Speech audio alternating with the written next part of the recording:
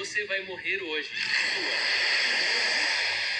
Hoje no Cohoje Center, vamos mergulhar na história da nossa crescente coleção de híbridos horríveis. Com a guerra corporativa se intensificando no mesmo espaço que a Gastel Corp nos trouxe, o Amperator e o Mortaladon, outra empresa vai colocar seu nome na arena para criar um pesadelo marinho. O Goji Center apresenta o próximo capítulo de uma crônica que pode chegar às livrarias perto de você no futuro, enquanto nos aprofundamos nas profundezas e testemunhamos o que um grupo está prestes a desencadear em oceano aberto. Após inúmeras descobertas marcantes no sequenciamento e restauração de DNA antigo, várias empresas saltaram para a nova fronteira da invenção. O desenvolvimento biológico e especificamente zoológico começou a rivalizar com os tecnológicos. Uma empresa, a Orion Industries, tentou liderar o desenvolvimento de uma plataforma de armas zoológicas na forma do animal de ataque definitivo. Tentativas de recrutar o santo padroeiro da engenharia genética, Dr. Francisco Varro, por métodos violentos foram frustradas pelos esforços da Gestalt Corp. Varro foi protegido e recrutado pela própria Gestalt Corp, o que o levou a liderar o desenvolvimento dos projetos Mortaladon e Amperator, que consumiram diversos contratos militares. Mas a Orion não se separará dessa guerra híbrida. Os céus e a terra podem ter concorrência, mas a maior fronteira do planeta está no mar. A missão de criar a arma viva de ataque e reconhecimento mais adaptável e confiável para o maior campo de batalha em potencial do planeta começa agora. O genoma. Lembre-se de que os híbridos devem ser criados com um propósito. O 2,0, por exemplo, era um animal de ataque destinado a destruir um santuário de dinossauros e se tornar um vetor de doenças, desencadeando uma pandemia global. Última Imperatrix, um gigante altamente comercializável criado para entreter as massas em combates 1v1. Mortaladon, um híbrido antipessoal útil para reconhecimento terrestre para operações militares ou privadas. E, finalmente, a linha Amperator de híbridos aéreos, que tem a mesma função, mas predominantemente no ar. O propósito do híbrido de hoje será o mesmo dos dois últimos, mas se destacarão nas profundezas com dispositivos suficientes para dominar os mares e afastar quaisquer ameaças, não importa o tamanho, como descobriremos em breve. Começando pela base, o oceano oferece uma longa lista de excelentes candidatos para fornecer uma base sólida. Mas hoje, daremos uma olhada em uma família que deu origem a algumas das formas de vida marinha mais dominantes da atualidade. Existem mais de 40 espécies de golfinhos vagando pelos oceanos hoje, variando em tamanho, desde o minúsculo golfinho de Hector de 90 centímetros até a orca colossal que poderia rivalizar com alguns mosassauros em tamanho.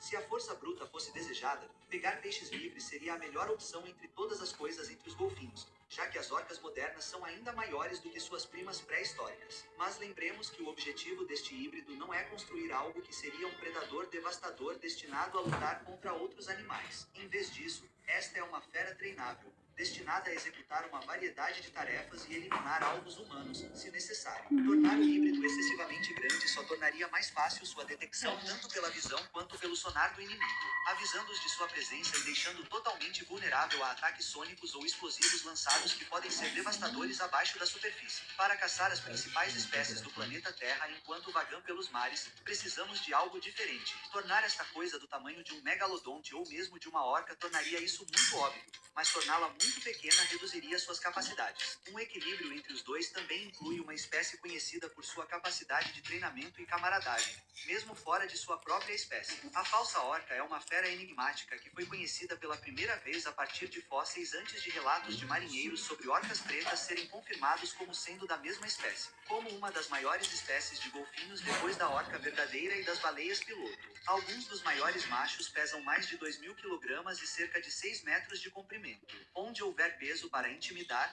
haja tamanho para evadir suspeitas. Essas pseudo-orcas também têm uma lista completa de outras características úteis para que esse híbrido faça o trabalho. Elas crescem até o tamanho adulto por volta dos 8 a 10 anos de idade. Mas vivendo até os 50 ou 60 anos, o híbrido que tem uma falsa orca como genoma o ajudará a atingir um tamanho mais viável mais rápido, mas também terá uma vida útil potencialmente muito longa para auxiliar seus companheiros humanos e transmitir experiências e conhecimentos valiosos para sucessores mais jovens. As falsas orcas também são muito hábeis em uma ampla variedade de habitats, prosperando em mares rasos, mas também sendo bem capazes de mergulhar nas profundezas. Com algumas das adaptações de armazenamento de oxigênio mais bem desenvolvidas na corrente sanguínea e nos órgãos, tolerância a alta pressão e um sonar muito bem desenvolvido, Mesmo entre os golfinhos, as falsas orcas são conhecidas por mergulhar quase 1 quilômetro em linha reta e caçar na escuridão total. Útil para se aproximar furtivamente de certos locais, ficando fora de vista, além de deixar o híbrido se alimentar de uma enorme lista potencial de presas em águas rasas ou profundas.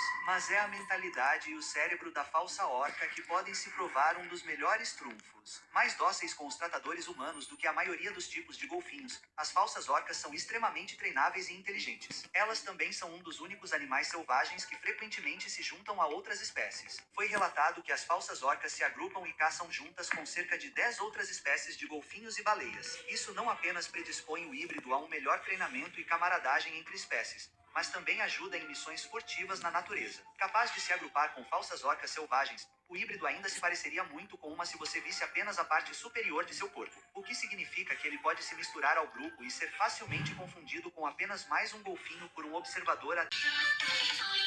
Congruência é o nome do jogo quando se trata de fazer híbridos estáveis, e locais com mais dentes têm suas próprias contribuições a fazer. A baleia bicuda de Cuvier é um gigante gentil, mas com uma habilidade fantástica. Alimentando-se de lulas de águas profundas, esta espécie detém o recorde do mergulho mais longo e profundo de qualquer animal que respira ar conhecido. Quando um deles mergulhou quase 3 quilômetros direto para baixo, outros mergulhos registrados duraram mais de 2 horas. Como o novo híbrido de hoje se beneficiará? Parte da anatomia interna, como adaptações no sangue e órgãos como o rim e o baço para armazenar mais oxigênio, pode ser extremamente útil para o híbrido. Mesmo apenas uma parte do potencial do Cuvier permitiria que o híbrido mergulhasse muito mais longe do que a maioria dos predadores e sensores podem ir, permitindo que ele escapasse de ameaças no oceano, bem como se esgueirasse para posições favoráveis com muito mais facilidade se escondendo nas profundezas. Apesar de não ter dentes, a contribuição deste animal será alocada nas entranhas deste híbrido para permitir que esta criatura realize essas façanhas. Em termos de dentes, no entanto,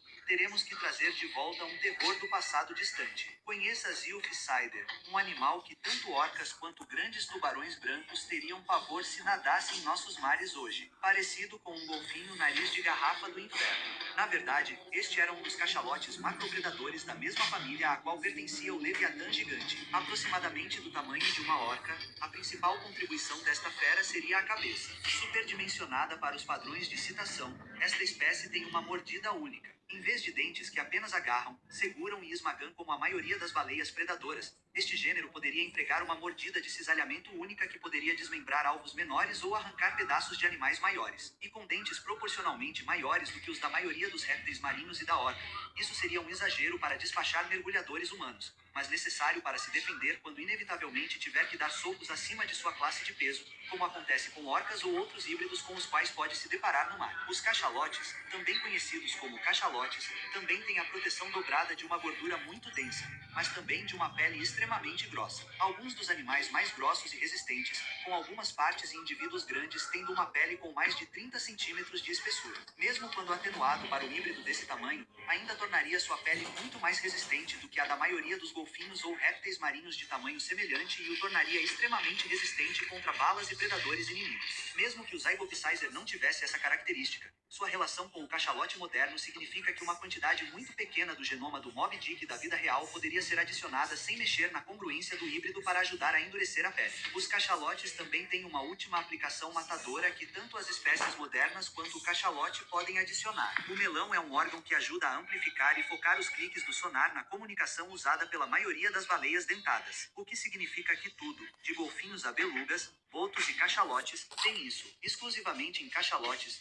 uma cera especial encontrada dentro do órgão espermacete adjacente ao melão ajuda a amplificar e focar ainda mais esse som. O híbrido poderia empregar isso para se comunicar melhor entre si e com seus tratadores humanos a longa distância. Eles poderiam ser treinados para focar o som em uma versão sonora de uma granada de luz. Antigamente, acreditava-se que cachalotes atordoavam presas com isso. Essa técnica seria muito eficaz em lulas, mas para potenciais híbridos inimigos usando situações sensíveis ao som na mistura ou mergulhadores humanos vulneráveis. Por outro lado, esse seria um caso do híbrido sendo treinado e aprendendo a usar suas ferramentas de forma completamente única em relação à forma como a espécie base o faz. O som viaja mais rápido e com mais força debaixo d'água do que no ar, e estourar ou danificar os tímpanos dos inimigos sob as ondas é uma possibilidade muito real. Esta baleia é a última das situações em nosso híbrido. A próxima leva de colaboradores trará algumas habilidades muito estranhas, mas também muito inovadoras. Para começar, o Mosasaur Ankylosaurus entra no genoma para influenciar partes da mandíbula e dos membros posteriores,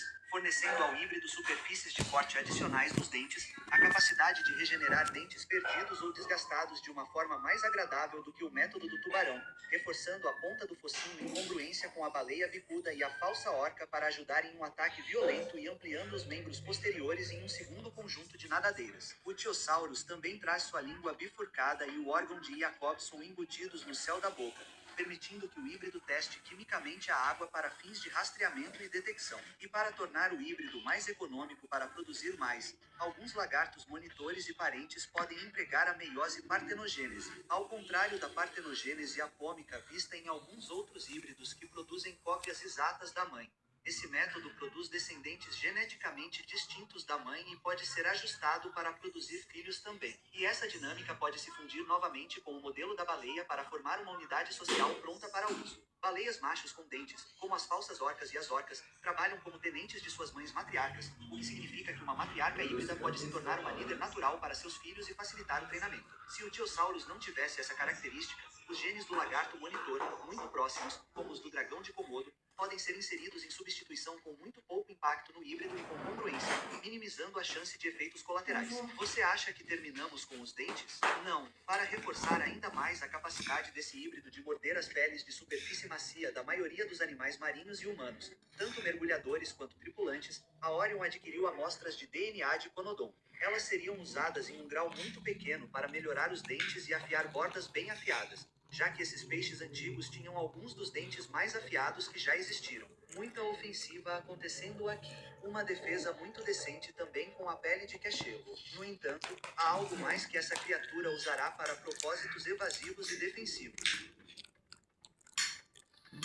O que você está vendo é uma espessa nuvem de lodo que se expande rapidamente cerca de 10.000 vezes seu volume original em contato com a água do mar, obstruindo as guelras ou a boca de qualquer atacante, forçando-o a recuar. Cortesia do peixe-bruxa do Pacífico. As glândulas e poros que excretam essa defesa viscosa estão localizados nas laterais do corpo. Eles também podem servir como defesa contra ferimentos no caso de uma criatura com dentes muito afiados aparecer e conseguir raspar, mesmo que passe pelo lodo. Chamadas de células epidérmicas filamentosas. Essas células podem revestir a pele perto das glândulas. Se danificadas, elas liberam fios que se misturam ao muco para formar um lodo pegajoso altamente fibroso no local do ferimento. Misturadas à contribuição do peixe-bruxa, as partes das adaptações do saco de tinta da lula de cauda curta seriam editadas de forma extremamente seletiva. Esta lula tem uma simbiose integrada única com bactérias que pode tolerar e ajudar a cultivar, que podem ser adicionadas à pele ou adquiridas no mar. Essas bactérias que normalmente vivem perto do saco de tinta da lula se refugiarem nas aberturas de lodo da contribuição do peixe-bruxa. Quando o lodo é expelido, as bactérias reagem e criam um flash de luz brilhante. Os alvos presos pelo lodo seriam facilmente marcados ao serem literalmente iluminados como uma árvore de Natal e atordoados pelo flash repentino. Esses mesmos produtos químicos na tinta também podem afetar os órgãos sensoriais de certos animais, como peixes ou tubarões, aumentando a defesa contra potenciais combatentes híbridos. Proteger as áreas aparentemente lisas é uma contribuição de um dos predadores mais rápidos que o oceano já viu. O Mo de nadadeira curta, um parente mais rápido do grande tubarão branco, pode fornecer dentículos dérmicos ao longo das costas, estômago e outras partes do híbrido não ocupadas pelas aberturas de lodo. Como eles estão em cima e incorporados à pele, eles não entram em conflito com a contribuição do poço de esperma. Dentículos como esses ajudam ainda mais a reduzir o ruído ao nadar e tornam a criatura mais aerodinâmica. A pele do tubarão também fornece uma versão mais limitada das... Conforme nosso híbrido toma forma, teremos que nos concentrar nas mudanças anatômicas provavelmente mais exclusivas deste formulário de citação usando mais 3 contribuidores genéticos. Para ser o melhor auxílio tático possível no espaço marinho, a Orion precisava equipar este animal com uma visão excelente. Esses olhos grandes, cortesia do Deminodontosaurus, um dos mais poderosos ictiossauros, viriam com o maior par de olhos de qualquer animal conhecido e reforçariam muito a visão noturna e em operações em alto mar. quando o uso de cliques de sonar revelaria sua posição. Além disso, as grandes nadadeiras traseiras trabalhariam em conjunto com a contribuição do Tiosaurus para garantir que o híbrido tenha os dispositivos de direção necessários não encontrados no país de Gales, capaz de navegar tão bem, se não melhor, do que qualquer embarcação remota submarina militar implantada contra ele. Para detectar esses e outros alvos, entra em cena o penúltimo contribuidor, a tartaruga de couro. Esses répteis marinhos subestimados fornecem adaptações internas, uma detecção de campo magnético altamente refinada no sistema nervoso que capta qualquer maquinário operando debaixo d'água. O híbrido agora seria capaz de encontrar, inspecionar e quem tivesse o azar de ser mandado para o ralo agora lidaria com as baterias de espinhos na garganta que garantiriam que nada conseguisse escapar. Esses dois não são os atributos mais estranhos do novo híbrido da Orion. Isso mesmo, pessoal. E é aqui que a meta vira de cabeça para baixo. Você deve estar se perguntando, como diabos essa citação se transformou em uma sereia da morte? E antes de revelarmos o último contribuidor, observe que todo o genoma até agora é feito de animais marinhos por congruência e instintos e porque também está na marca. Agora, encontrar as mãos neste híbrido pode inicialmente fazer você pensar que uma criatura terrestre estava envolvida, mas não, dê uma olhada. Não, sério, as lontras marinhas não são as únicas doninhas grandes a chegar à água, mas eles estão prontamente disponíveis e estão entre os usuários de ferramentas mais hábeis do reino animal, fora os primatas. E eles também têm uma tendência a usar a parte de trás, a parte mais forte da mandíbula, para quebrar objetos duros como conchas ou, no nosso caso, quebrar crânios. Mas a principal razão pela qual eles aparecem é por causa de seus forninhos. Na maioria dos tetrópodes marinhos, como os vários mamíferos e répteis que retornaram ao oceano, a mão inteira foi modificada ao longo do tempo em uma nadadeira achatada. Isso ocorre porque a destreza avançada não era tão útil aqui. Mas a Orion quer que seus agentes híbridos sejam capazes de algumas maneiras inesperadas. Neste caso, a contribuição do ictiosauro anterior foi misturada com os aspectos da lontra marinha. Efetivamente, todos os tetrópodes, sejam anfíbios, mamíferos ou répteis, têm no máximo 5 dedos. Exceto por mutações de nadadeiras, tem sido assim desde que a primeira criatura do oceano rastejou para a Terra. Mas a adaptação seletiva e a modificação dos genes do falcão podem ser feitas em certos dedos específicos. Os primeiros dinossauros carnívoros tinham inicialmente 5 dedos, mas gradualmente perderam todos, exceto 3, na linhagem que levou as aves. Até mesmo os cavalos se modificaram e perderam todos os dedos, exceto um, nos cascos que vemos hoje, o que resultou em eles nos mostrarem involuntariamente o dedo do pé que sobrou. Sim, é o do meio. Então, os Iquichiquitossauros, como o Tinodontosaurus, tinham algumas das nadadeiras mais estranhas que já existiram, com os ossos individuais dos dedos se dividindo e multiplicando em uma nadadeira muito forte. Eles podem manter sua forma muito bem e também são bastante flexíveis quando necessário. No híbrido, a edição seletiva permitiu que os dígitos 4 e 5, o anelar e o mindinho da sua mão, fossem estendidos em comprimento enquanto tinham seus ossos divididos em uma nadadeira. Isso liberou os dígitos de 1 a 3, que são o polegar, o indicador e o dedo médio da sua mão que você está vendo agora, nos ouvindo dizer isso. O resultado final é este: uma mão e uma nadadeira na mesma superfície. A influência da lontra também se estende para tornar a articulação do ombro e a parte superior do braço mais flexíveis e maiores, oferecendo uma amplitude de movimento estendida para ajudar a carregar e manipular objetos ou agarrar algo ou alguém para puxá-los para baixo. Isso sacrifica um pouco a velocidade e as manobras, mas as nadadeiras traseiras extras nos pés ajudam a compensar a diferença. Não se trata de ser o mais rápido ou o melhor em todas as categorias, mas de se destacar naquelas que Orion deseja. Agora parecendo uma sereia da morte e respondendo à pergunta: e se você desse mãos a uma orca? Aqui está o resultado final. Sereia de Venetrix, a caçadora de sereias, medindo de 6,5 a 7 metros de comprimento, pesando 3 toneladas métricas, uma mistura bem ajustada de predadores oceânicos do passado e do presente. Capaz de trabalhar em estreita colaboração com tratadores humanos por anos a fio, a caçadora ganha seu nome com matriarcas especialmente treinadas e condicionadas liderando grupos de seus filhos que funcionam como equipes de ataque. Diferentes membros podem ser treinados para diferentes tarefas, que vão desde sabotar, proteger nadadores ou mergulhadores, afastar invasores marinhos, plantar hackear dispositivos, rastrear navios e submarinos ou fazer isso despachando a si mesmos, sejam mergulhadores na água, predadores rivais ou híbridos desonestos com a natureza ou armas concedidas, ou puxar um navio ou algo para baixo das ondas com uma escalada ou investida bem-sucedida. Um grupo de elite de sereias pode se aproximar de um local sob o pretexto de se juntar a um grupo de golfinhos ou falsas orcas, obscurecendo seus momentos, mesmo se avistados na superfície. Então, após mergulhar centenas, talvez mais de 1.000 metros para evitar qualquer detecção posterior,